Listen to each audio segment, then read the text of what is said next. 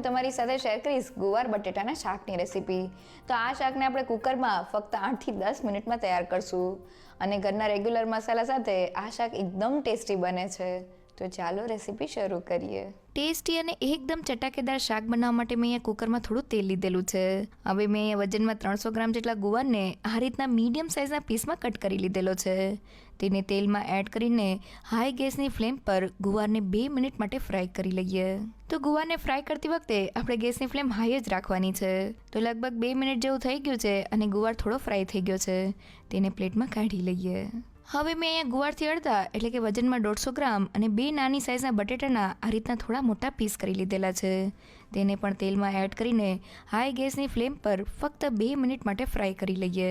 તો લગભગ 2 મિનિટ જેવું થઈ ગયું છે અને બટેટા થોડા ફ્રાય થઈ ગયા છે. બટેટાને જોઈએ તો તેની ઉપર આ રીતનું એક ક્રિસ્પી કોટિંગ આવી ગયું છે. તો હવે તેને પણ પ્લેટમાં કાઢી લઈએ. અને હવે શાકમાં એડ કરવા માટેની લસણની ચટણી બનાવવા મેં અહીંયા 6 થી 7 નંગ જેટલી લસણની કળી લીધેલી છે.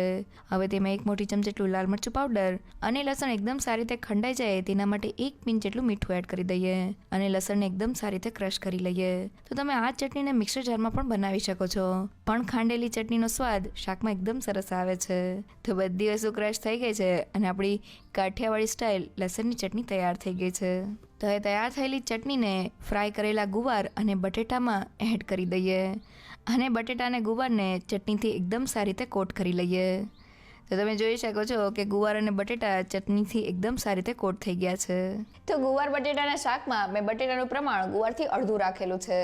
અહીંયા મેં 300 ગ્રામ ગુવાર સાથે ફક્ત 150 ગ્રામ જેટલા જ બટેટા લીધેલા છે, જેનાથી શાકમાં તેનો ટેસ્ટ એકદમ બેલેન્સ આવશે.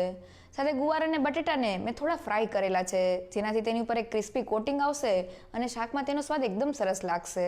જનરલી ગુવાર અને બટેટા સ્વાદમાં થોડા ફીકા હોય છે, એટલે લસણની ચટણી સાથે આપણે તેને કોટ કરીને થોડી વાર માટે રાખેલા છે, જેથી તે તેની ફ્લેવર એબ્ઝોર્બ કરીને શાકમાં એકદમ ટેસ્ટી લાગે. હવે શાક વઘારવા માટે કુકરમાં 4 મોટી ચમચી જેટલું તેલ વધેલું છે. તો શાકમાં તેલનું માપ તમે તમારા ટેસ્ટ પ્રમાણે વધુ કે ઓછું કરી શકો છો. હવે તેમાં 1 ચમચી જેટલું જીરું, 1 પિંચ જેટલી હિંગ અને અડધી ચમચી જેટલા અજમાને એડ કરીને સારી રીતે સાતરી લઈએ. હવે મેં અહીંયા વાટકીમાં થોડું પાણી લીધેલું છે. તેમાં અડધી ચમચી જેટલો હળદર પાવડર, 1 ચમચી લાલ મરચું પાવડર, 1 ચમચી જેટલો ધાણા જીરું પાવડર, અડધી ચમચી જેટલો ગરમ મસાલા પાવડર અને બધા ટેસ્ટને બેલેન્સ કરવા માટે 1 મોટી ચમચી જેટલી ખાંડ એડ કરી દઈએ અને મસાલાને સારી રીતે મિક્સ કરી લઈએ. તો મસાલાને આ રીતના પાણીમાં મિક્સ કરવાથી તે એકદમ